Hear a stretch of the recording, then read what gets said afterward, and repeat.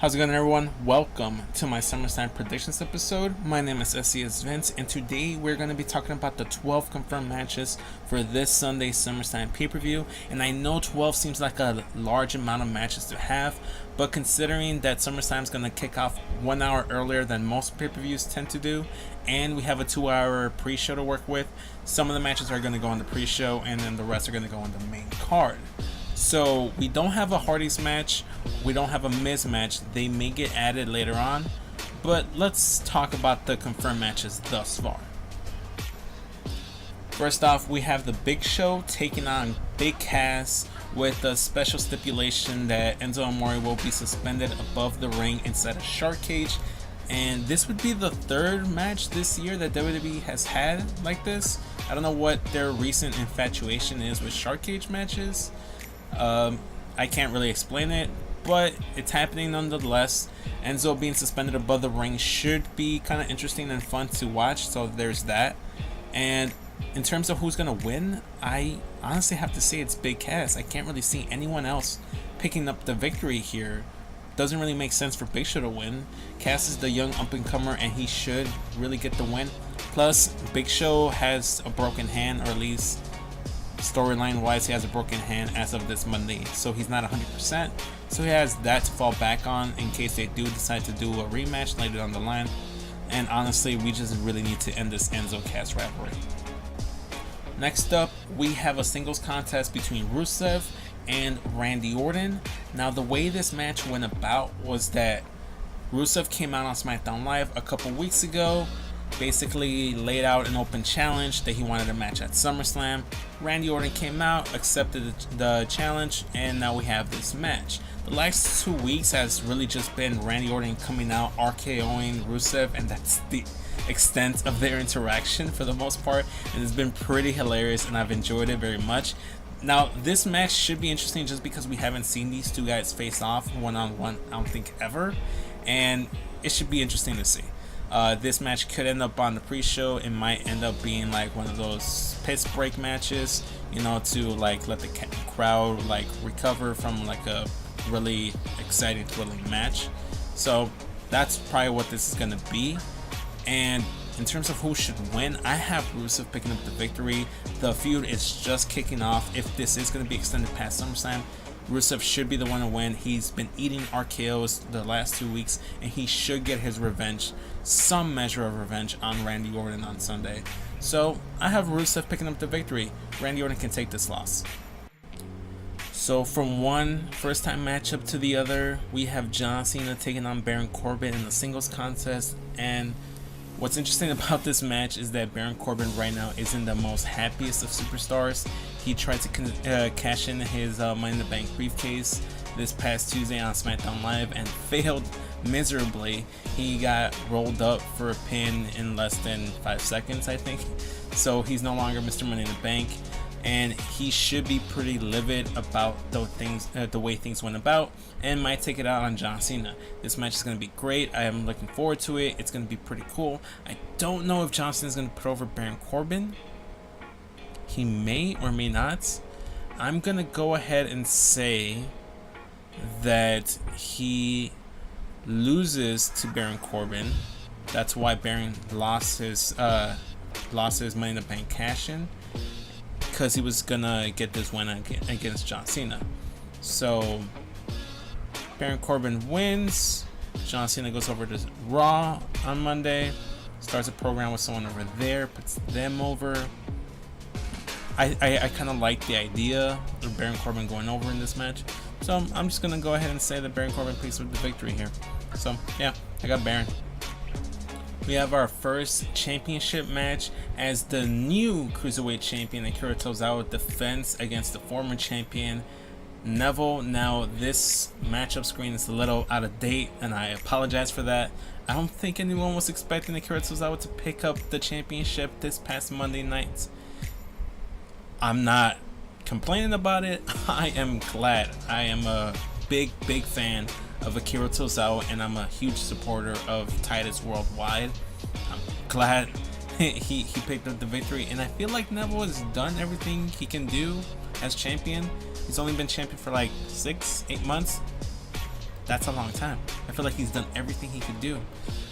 And I think he should lose on Sunday, move on to something else, put over some other talent in the Cruiserweight division. Maybe he moves up to the main roster on Raw. He moves out of the Cruiserweight division and into the main mid-card or upper mid-card division. I don't know. I'd like to see him like contend for the Intercontinental Championship and win that. Neville has been terrific for the Cruiserweights, but I think his run as champion is kind of done, and I'd like to see what Akira Tozawa can do. And if it doesn't work out, it's just a small experiment. And if it doesn't work out with Akira Tozawa as champion, you could always put the title back on Neville a couple months down the line or a couple weeks down the line. But I'd like to see Akira retain on Sunday. So I got Tozawa retaining his Cruiserweight Championship this Sunday. We have another rematch this Sunday as Finn Balor takes on Bray Wyatt, and as we just found out on Monday, it will be the Demon making his return at SummerSlam. The very first pay-per-view he debuted on the main roster. He's going to make his return against Bray Wyatt, and this is going to be pretty interesting. I like the match that these two guys had on Monday. It was a pay-per-view quality contest between the two. Bray Wyatt got his win because Bray Wyatt's going to lose on Sunday. Finn Balor's going to pick up that victory, and honestly I feel like the match was just set up so they could get the Demon out, because without the little setup that they did with Bray Wyatt pouring the blood on top of Finn Balor, and Finn Balor saying that, well, I have some demons of my own, Bray, and then tease the fuck out of the Demon just for WWE to like announce it. That's the only thing I didn't like, because afterwards he was in Kurt Angle's office is saying that he wanted his rematch, and he had it granted to him by general manager Kurt Angle, and then he said he had his own demons. That would have been enough to tease the Demon being at SummerSlam, but they announced it. I didn't like that, but it is what it is. This match is going to be great. I'm excited to see the Demon back on the main roster. I haven't seen it since SummerSlam. It's been a whole year. It's going to be great. Bray Wyatt is the perfect opponent with the mind games of the Demon, and then Bray Wyatt. It's just going to be great. I can't really say enough about this match. Obviously, Finn is going to pick up the victory here. There's no way the Demon is going to lose to Bray Wyatt, the guy that loses 70% of his matches, if not more. So I have Finn Balor picking up the victory here. It's going to be great. I'm looking forward to this match, if you guys can't already tell. One of two tag team title matches will have the New Day defend their titles against the challengers, the Usos, and we know ahead of time that the two competitors in the New Day faction will be Xavier Woods and Big E. So they're going to be the ones that are going to be wrestling the Usos while Kofi Kingston is outside at ringside. And he may not even be at ringside, because this past Tuesday it looked like he sustained an injury, kayfabe injury, by the hands of the Usos. And this should be an interesting match, because you don't normally tend to see a lot of Xavier Woods in these tag team matches with the Usos. It's mostly Kofi Kingston and Big E, so I'm excited to see Xavier get a time in the ring and show what he can do, because he's pretty damn good. These guys had a match with each other, Kofi and Xavier against the Usos on Tuesday. Like I said, Usos picked up the victory.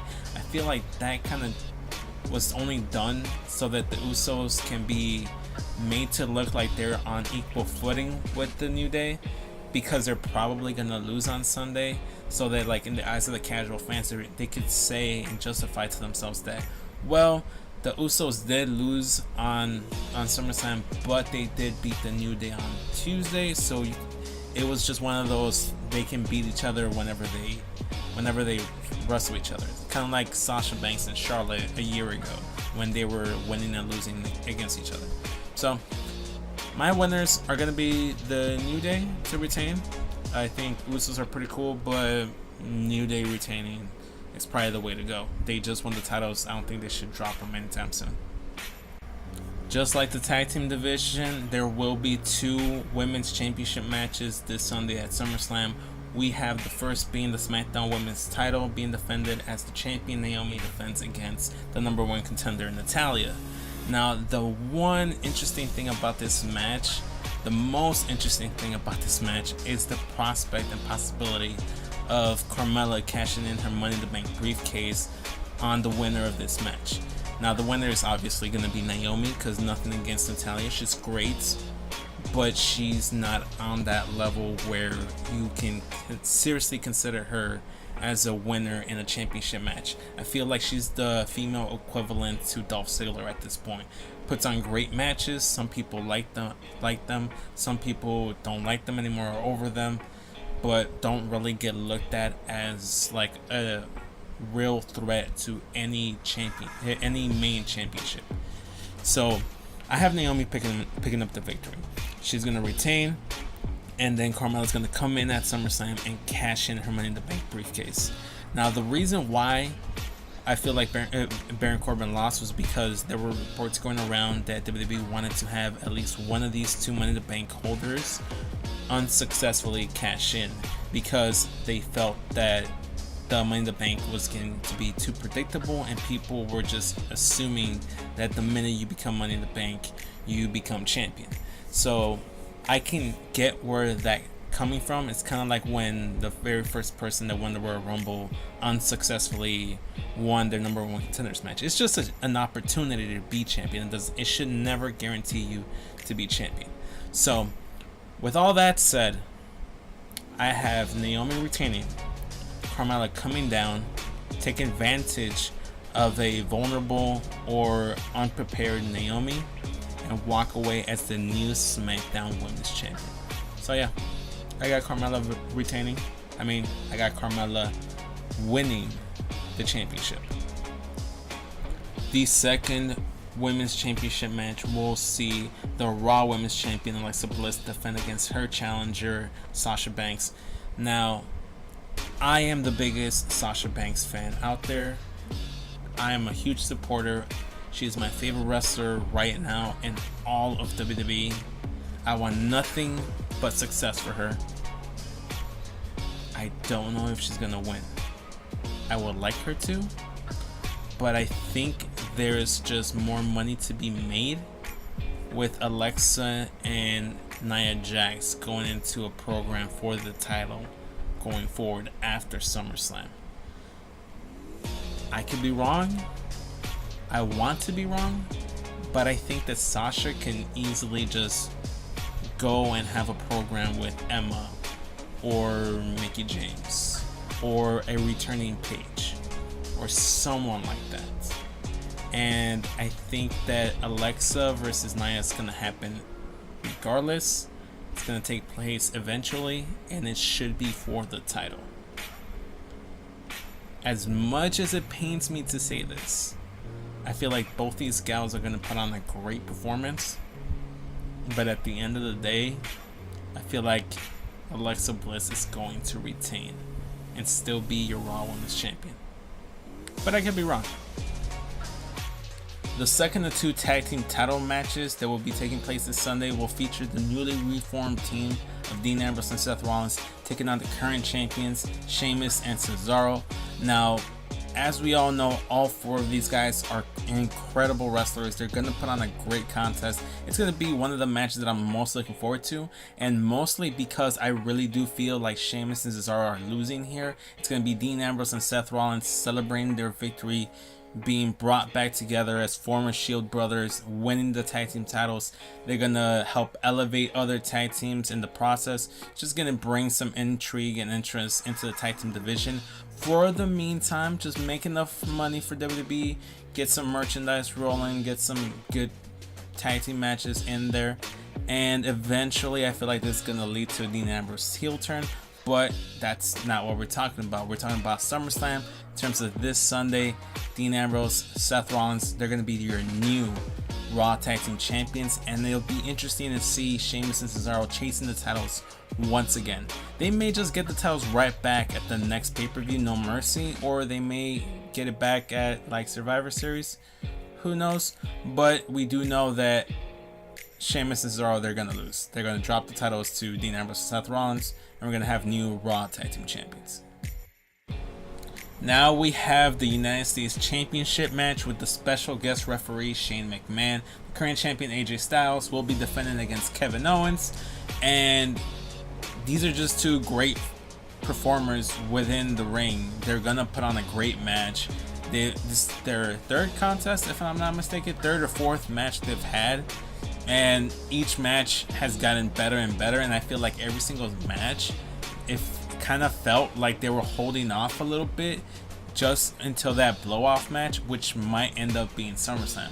What I think is going to end up happening is that they've been teasing that Shane McMahon isn't afraid to get physical with any of these guys. He's not going to disqualify them. He's just going to hit them right back, you know, sort of assert his authority over the match, you know, as the official.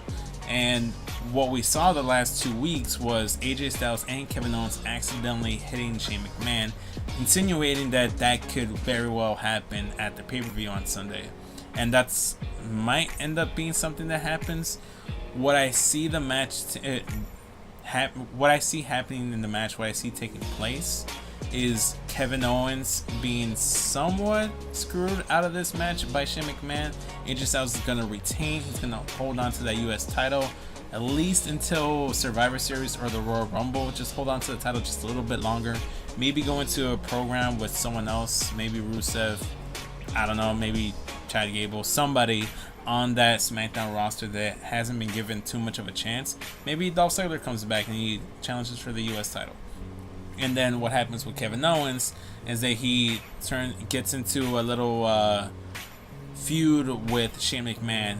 He feels that Shane McMahon is holding him down. Basically the same AJ Styles, Shane McMahon stuff that we saw leading up until WrestleMania, which is going to culminate into a match between Kevin Owens and Shane McMahon, either at Survivor Series or the Royal Rumble, or maybe they prolong it all the way to WrestleMania. But that's going to be a lingering story that keeps being played on SmackDown Live for the next couple weeks. So what I see happening, AJ Styles retaining, Kevin Owens somewhat being screwed over, or at least in his eyes he's screwed over by Shane McMahon. Shane costs him the title match, and we still have AJ Styles as the US champion, which is perfectly great. AJ Styles should at all times be holding at least some kind of championship gold. So like I said, I have AJ Styles retaining the United States Championship. Next up, we have SmackDown's main event, the WWE Championship match between the current champion Jinder Mahal and the challenger Shinsuke Nakamura.